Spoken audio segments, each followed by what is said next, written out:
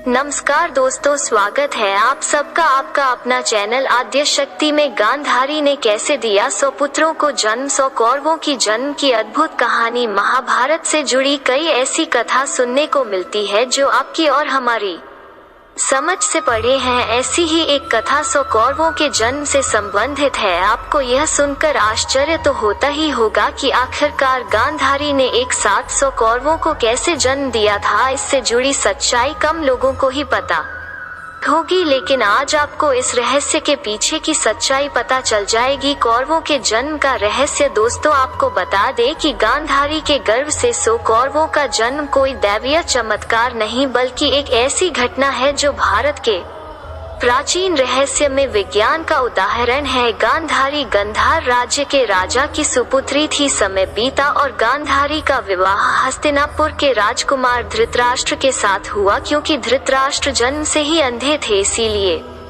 गांधारी ने भी आजीवन आंखों को में पट्टी बांधने का फैसला लिया और आंखें होते हुए भी नेत्रहीन बनकर रहने लगी। कौरवों का जन्म। शादी के कुछ वर्ष बाद गांधारी ने 100 पुत्र और एक पुत्री को जन्म दिया। कुरु वंश के होने के कारण गांधारी और धृतराष्ट्र के पुत्रों को गौरव नाम से जाना गया। 100 कौरवों का जन्म इतिहास की सबसे विचित्र घटना है। गांधारी को बचपन से ही धार्मिक कार्यों में बेहद रुचि थी। आपको बता दें, गांधारी को भगवान शिव का भक्त माना जाता था। कहते हैं कि महर्षि वेदव्यास एक बार हस्तिनापुर आए और गांधारी ने उनकी खूब सेवा की। गांधारी की लगन और आस्था को देख महर्षि वेदव्यास ने गांधारी के 100 पुत्र होने का वरदान दिया।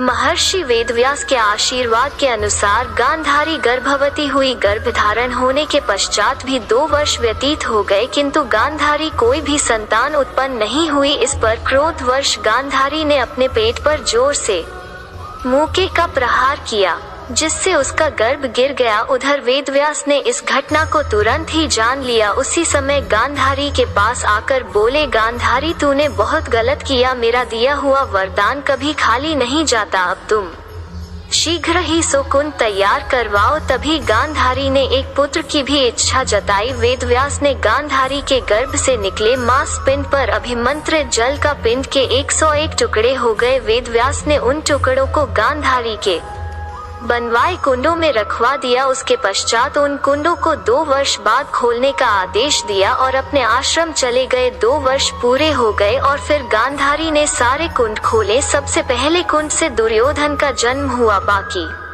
कुंड से 99 पुत्रों का और एक पुत्री का जन्म हुआ। गांधारी की पुत्री का नाम दुशाला था। ऐसा कहा जाता है कि जन्म लेने के बाद ही दुर्योधन गधे की तरह रेंगने लगा, जिसे देखकर पंडितों और ज्योतिषियों ने कहा कि यह बच्चा कुल का नाश कर देगा। और ज्योतिषियों ने धृतराष्ट्र से दुर्योधन का त्याग करने के लिए कहा, लेकिन पुत्र मोह से विवश धृतराष्ट्र ऐसा नहीं कर सके। तो दोस्तों, आशा करते हैं आपको यह वीडियो पसंद आई होगी। अगर आपको यह वीडियो पसंद आए तो हमारे चैनल को सब्सक्राइब करें, वीडियो को लाइक करें। धन्यवाद।